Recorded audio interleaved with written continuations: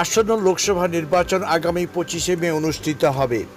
রবিবাসরীয় প্রচারে সিপিআইএম প্রার্থী তমলুক লোকসভা কেন্দ্রে সায়ন ব্যানার্জির সমর্থনে সকাল থেকে রোড শোতে অংশগ্রহণ করেছিলেন আইনজীবী বিকাশ রঞ্জন ভট্টাচার্য এবং অভিনেতা বাদশা মৈত্র।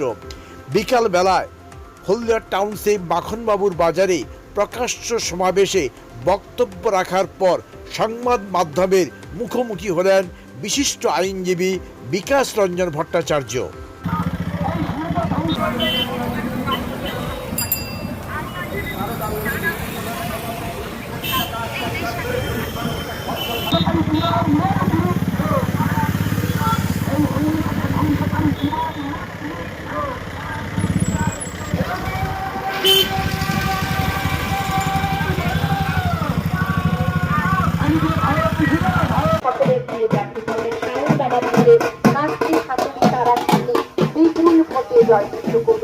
শিক্ষার অঙ্গনকে আরো বিকশিত করবার জন্য আমাদের 4,000 শিক্ষার্থীর সংখ্যা তাই শিক্ষার্থীদের হতাশা সমাধান জন্য কংগ্রেস সায়ন ব্যানার্জি কাজ তারা কেকার পেস্ট্রিতে জিবে জল সপারি ওয়াও আশাতে লাজবাব নিউ বিদ্যুৎ বেকারি।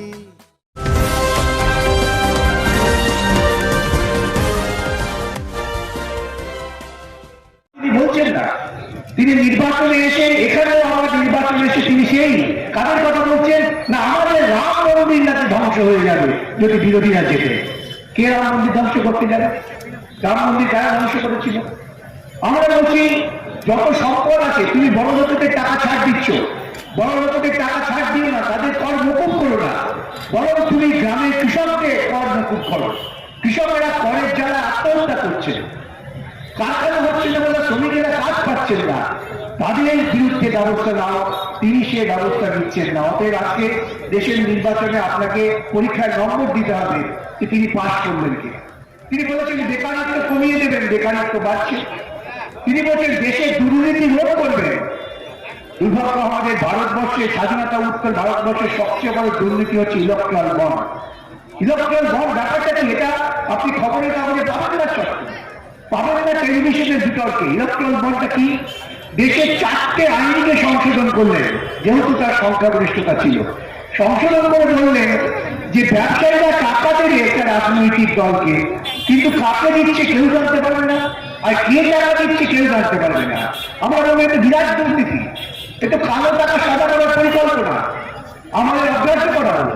শেষ পর্যন্ত সুপ্রিম কোর্ট যখন রায় দিলেন যে এটা অসাংবিধানিক এবং প্রমাণ হয়ে গেল যে কালো টাকাকে সাদা করবার জন্য যে সমস্ত ব্যবসায়ীরা ব্যবসা ক্ষেত্রে ব্যর্থ, লাভ হচ্ছে না ক্ষতি হচ্ছে বলছেন, তারা অ্যাকাউন্টে দেখাচ্ছেন লস, তারা টাকা দিচ্ছেন। কাকে টাকা দিচ্ছেন? বিজেপি এবং তৃণমূল। এখানেই চলে আসে বিজেপি আর তৃণমূলের মধ্যে গোপন হৃদ্যতা এবং সক্ষতা। আমরা বারবার বলছি, আমার দেশের নেতারা বলেছেন যে রাজনীতি এবং ধর্ম এক করুন না। রবীন্দ্রনাথ বলেছেন, নেতাজি সুভাষচন্দ্র বোস বলেছেন। 2011 সালে আপনারা ভুল বুঝে পশ্চিমবঙ্গ থেকে বামপন্থীদের তাড়ালেন। কোন বামপন্থীকে? যে বামপন্থী সরকার লেখাপড়া শেখাটা বিনা পয়সায় করে দিয়েছিল, অবৈতনিক শিক্ষা ক্লাস 12 পর্যন্ত, যুগান্তকারী সিদ্ধান্ত। প্রান্তিক মানুষের ছেলেমেয়েরা লেখাপড়া করতে পারতেন না, তারা স্কুলে আসতে শুরু করলেন। আমরা বললাম স্কুলে যে পড়াবে আমাদের ঘরে শিক্ষিত ছেলেমেয়েরা, তাদের একটা সম্মানজনক বেতন দেওয়া হবে। বেতন দিয়ে সরকার দেবে, জনগণের টাকায় সরকার এইরকম মানব সূচক উন্নয়নের কর্মসূচি নেবে। সরকার বলবে না আমি তোমাকে 500 টাকা তোমার ভান্ডারে পাঠিয়ে দিলাম। সরকারের এটা কাজ নয়। সরকারের কাজ হচ্ছে মানুষকে সক্ষম করা। এরা ক্রমশ মানুষকে পরনির্ভর করে তুলছে। আপনি যদি পরনির্ভর হন তবে ওদের স্পর্ধা বাড়ে, ওরা জোর করে ঘোষণা করতে পারে। দেশের প্রধানমন্ত্রী যখন ঘোষণা করেন আমি 80 কোটি মানুষকে বিনা পয়সায় খাদ্য দিচ্ছি, এর থেকে বড় লজ্জা, এর থেকে বড় অপমান মানুষের প্রতি কিছু হতে পারে? আমি একথা বলতে পারছি না আমি 80 কোটি মানুষকে স্বয়ংভর করেছি। 80 কোটি মানুষ তার নিজের শ্রমের দ্বারা তার নিজস্ব জীবন জীবিকা পালন করতে পারছে, একথা বলতে পারছি না। এটা লজ্জা। আপনারা করতেন সকলেই, স্কুল কলেজ আমাদের প্রত্যেক বছর পরীক্ষা হতো। এবং পরীক্ষার নম্বর কম বেশি এটা ঠিক করতেন স্কুলের মাস্টারমশাইরা বা কলেজের মাস্টারমশাইরা। তারপর বাড়িতে এসে পিঠের চামড়া থাকতো কি থাকতো না সেটা পরের কথা। ভারতবর্ষ এখন পরীক্ষার সামনে দাঁড়িয়ে আছে। পরীক্ষক হচ্ছেন আপনারা, আপনারা হচ্ছেন মাস্টারমশাই। তার কারণ ভারতবর্ষ একটা প্রজাতন্ত্র। 1947 সালের 15ই আগস্টের আগে আমরা শাসিত হয়েছি দীর্ঘদিন মোগল সম্রাটদের দ্বারা। আকবর মহাসম্রাট আমাদের শাসন করেছেন। আমরা শাসিত হয়েছি ইংরেজদের দ্বারা।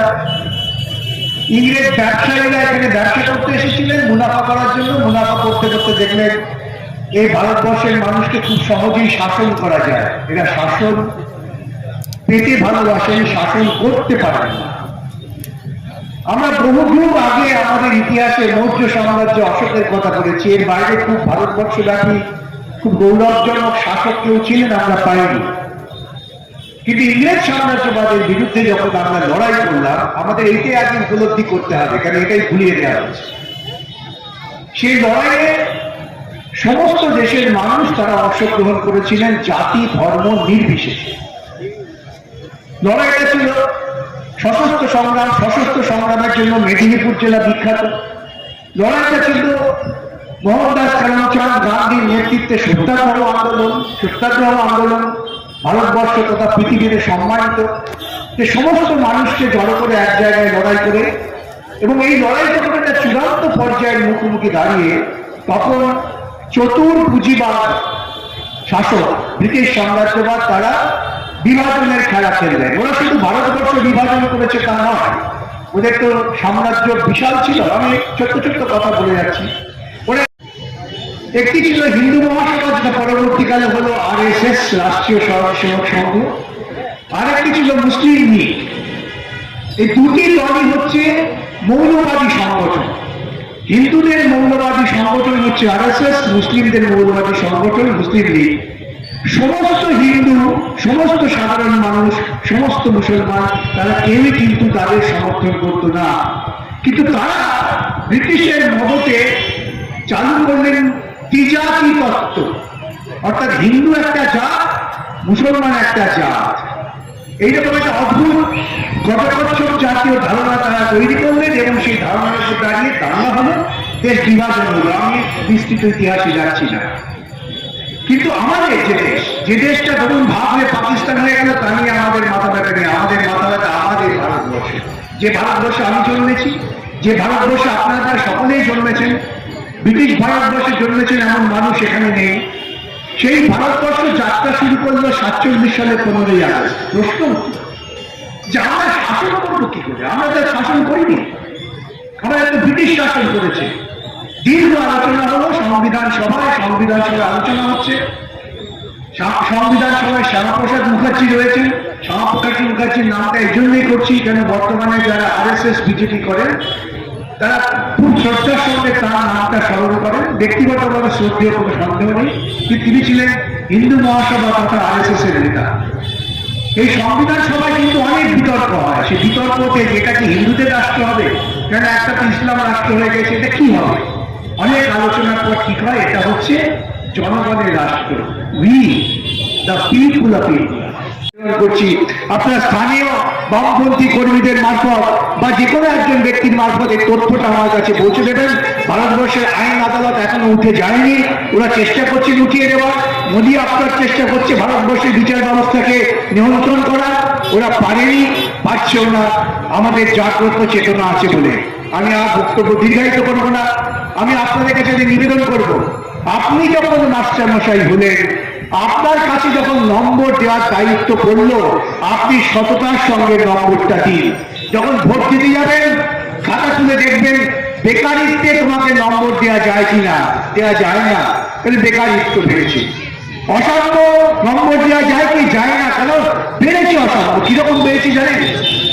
আমার দেশের বিলিয়নিয়ার, মানে যারা 1000 কোটি টাকার সম্পদ যাদের আছে, সে বিলিয়নিয়ার পরিবারের সংখ্যা বেড়েছে, আর গরিব মানুষ আরো গরিব হয়েছে। তাহলে তো বৈষম্য বেড়ে গেল, সেখানে তাকে 0 নম্বর দেবে। মানুষের মধ্যে ঐক্য। ভারতবর্ষ একটি ধর্মনিরপেক্ষ রাষ্ট্র। অন্নদা শঙ্কর রায় আপনারা সকলেই জানেন, তিনি খুব গর্ব করে লিখেছিলেন একটা প্রবন্ধে যে ভারতবর্ষ আজকে পৃথিবীর মুখে মাথা উঁচু করে দাঁড়িয়ে আছে যেহেতু ভারতবর্ষ ধর্মনিরপেক্ষতার আদর্শকে যথার্থই প্রতিপালন করছে। ক্ষমতায় না আসি, আমাদের যদি ভোট না দাও তবে এই ভান্ডার, লক্ষ্মীর ভান্ডার পাবে না। আমি তো শুনে অবাক হলাম। আমি শুধু একটি ঘোষণা আপনাদের সামনে করতে চাই দায়িত্ব নিয়ে, যদি এমন কোথাও কোনো একটি ঘটনা ঘটে যে কোনো একজন তিনি লক্ষ্মীর ভান্ডার বা লক্ষ্মীশ্রী বা যতগুলো বৃষ্টি প্রকল্প আছে তার সুযোগ থেকে বঞ্চিত হচ্ছে যেহেতু তিনি তৃণমূল বা বিজেপিকে ভোট দেননি, আপনারা দয়া করে সংবাদটা তথ্য সহ আমার কাছে পৌঁছে দেবেন। তারপর ওদের আমি আবার এই শিক্ষা দুর্নীতির মতো আরেকটা দুর্নীতিতে ওদের নাকে ধরে ধরাবো। জনগণের পয়সায় প্রকল্প, এই প্রকল্প কারো ব্যক্তি পয়সায় নয়, আমি আপনি কর দিই সেই করের টাকায় প্রকল্প। প্রত্যেকটা মানুষের একটা সঙ্গত অধিকার। তুমি যখন প্রকল্প তৈরি করেছো তখন অধিকারটা জনগণের। কলকাতা মানে ওদের প্রথম থেকে চিন্তাটা হচ্ছে সংকীর্ণ। ও নিজেকে পশ্চিমবঙ্গের যুবনেতা মনে করতে পারছেন না। দক্ষিণ কলকাতা, ডায়মন্ড হারবার, এই সংকীর্ণ গোষ্ঠী চিন্তা থেকেই তো দুর্নীতির জন্ম। সেটাই অভিষেকের প্রদর্শিত লক্ষ্য, তাই তিনি বলেছেন। ইন্ডিয়া জোট ক্ষমতায় এলে বিপিএল তালিকাভুক্ত বছরে 10 টাকা গ্যাস ফি পাবে ঘোষণা করছেন অভিষেক, কি বলবেন? বুঝলাম না কি বলছেন। ইন্ডিয়া জোট সরকারের ক্ষমতায় এলে বিপিএল তালিকাভুক্ত বছরে 10 টাকায় গ্যাস ফি দেবে ঘোষণা করছে অভিষেক। অভিষেকের কি অধিকার আছে? ওরা তো ইন্ডিয়া জোটে নেই। ওর পিসি তো বলে দিয়েছে আমি ইন্ডিয়া জোটে নেই। এখন ইন্ডিয়া জোটে ক্ষমতা আসার করা স্বপ্ন দেখছে। এই সুযোগে ওরা চেষ্টা করছে ইন্ডিয়া জোটে কিছু ঢোকবার। জেনে রাখুন, ক্ষমতা ইন্ডিয়া জোটে ছিল না, থাকবেও না। ও চিরকালই বিজেপির সহযোগী, বিজেপির সঙ্গে কিন্তু সহবাস করতে স্বচ্ছন্দ বোধ করে। অধীরকে নিয়ে কড়া কংগ্রেস, নৈতিকভাবে তৃণমূলের বিরোধিতায় ঘোষণা অধীরে, কি ভাবছে সিপিএম? আমরা তো যারাই ধর্মনিরপেক্ষ শক্তির পক্ষে দাঁড়াবে, তৃণমূল বিজেপির মতো সাম্প্রদায়িক দলের বিরুদ্ধে দাঁড়াবে, তারা যেই হোক। আগামীকাল প্রধানমন্ত্রী জনসভা করতে আসছেন, যেখানে জনসভা হচ্ছে তার কিছুটা দূরে, কি বলবেন? দেশের প্রধানমন্ত্রী আসছেন না, যিনি আসছেন তিনি হিন্দু মৌলবাদীদের প্রধানমন্ত্রী। দেশের প্রধানমন্ত্রী কখনো ধর্ম নিয়ে নির্বাচনী সভায় বক্তৃতা করেন না। তিনি প্রত্যেকটা নির্বাচনী সভায় ধর্মীয় বিভাজন তৈরি করছেন। তার মানে তিনি সামগ্রিক জনগণের প্রধানমন্ত্রী নন। এবং যিনি আসছেন তিনি বিজেপির নেতা, এবং তিনি আসার ফলে এখানে প্রাকৃতিক ভারসাম্য নষ্ট হচ্ছে। গাছপালা কেটে দেওয়া হচ্ছে, খেলার মাঠকে হেলিপ্যাড তৈরি করা হচ্ছে। আমরা মনে করি পৃথিবীতে এখন সবচেয়ে বড় লড়াই হচ্ছে প্রাকৃতিক ভারসাম্য রক্ষার লড়াই। সেই লড়াইয়ের বিরুদ্ধে এরা, এদের বিরুদ্ধে মানুষ। হলদিয়া শিল্পাঞ্চলের শ্রমিকদের উদ্দেশ্যে কি বার্তা দিবেন? শ্রমিকদের উদ্দেশ্যে আমাদের সবসময় একই বার্তা। আমরা বলি দুনিয়ার শ্রমিক এক হন। কেন দুনিয়ার শ্রমিক নিপীড়িত হন, শোষিত হন, তারা সকলে জোটবদ্ধ হলে পরে এই শোষণ মুক্তির লড়াইটা বাড়বে। এটাই আমাদের।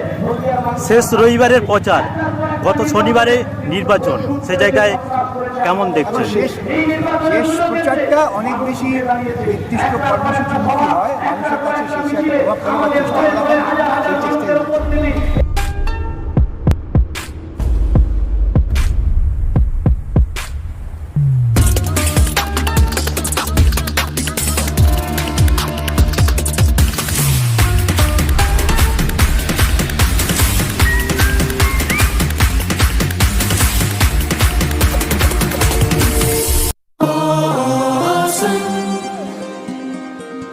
কেকার পেস্ট্রিতে জিবে জল সপারি, ওয়াও আশাতে লাজবাব নিউ বিদ্যুৎ বেকারি, টিপটপ টিফিনে और हैप्पी पार्टी, নিউ বিদ্যুৎ বেকারি, মানডে টু সানডে, ছোট বড় সবার পছন্দ একটাই, নিউ বিদ্যুৎ বেকারি, প্রতিদিন চাই চাই।